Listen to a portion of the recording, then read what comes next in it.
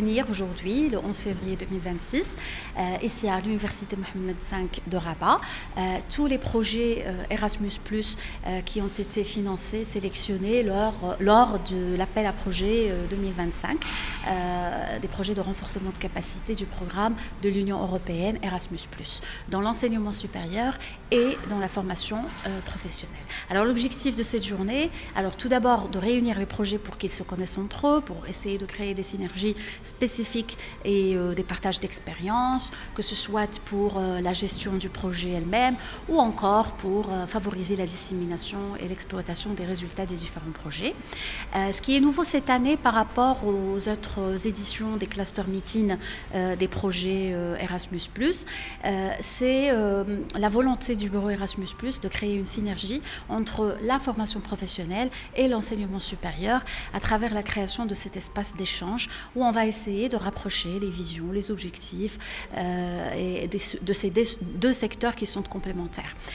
Aussi, la particularité de cette année, c'est que dans le programme, on a prévu en plus des présentations et des discussions, également des ateliers de renforcement de capacité sur des aspects transversaux de gestion de projet, comme par exemple la gestion administrative et financière, la dissémination et l'exploitation des résultats, toute la partie qui concerne la pérennisation des projets, mais également tous les aspects assurance qualité, des dimensions importantes de la gestion efficace et efficiente des projets européens, du type projet européen.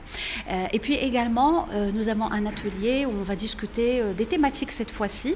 Alors, les principales thématiques que nous retrouvons dans Erasmus, elles sont diverses et variées. Rappelons que l'objectif des projets de renforcement de capacité, c'est d'améliorer la qualité de l'enseignement supérieur à travers les échanges d'expériences entre les universités européennes et les universités marocaines, mais également de la région et en dehors de notre région sud-méditerranée. Et donc, dans ces ateliers thématiques, nous allons retrouver des thématiques qui concernent par exemple le changement climatique et l'environnement, le développement de curricula et la diversification des curricula. Nous retrouvons également toute la thématique de la digitalisation de l'enseignement supérieur.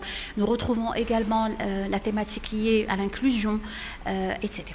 Et puis un troisième atelier qui va revenir sur, qui plutôt va constituer un regard vers l'avenir.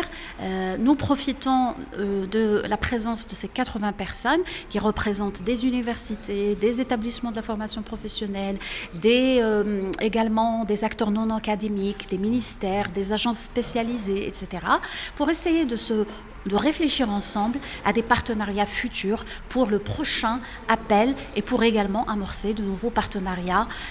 Et donc, ça sera donc le troisième atelier que nous proposons durant cette journée.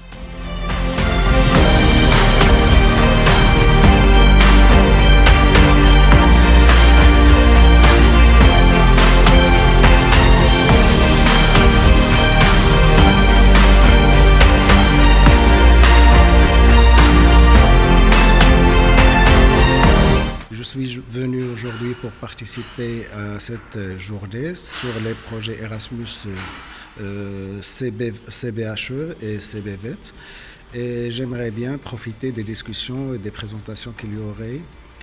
Surtout qu'on pense de notre côté à l'ENS qu'on va monter des projets dans ce sens, des projets de formation, les projets qui sont en relation avec les formations professionnelles et professionnalisantes.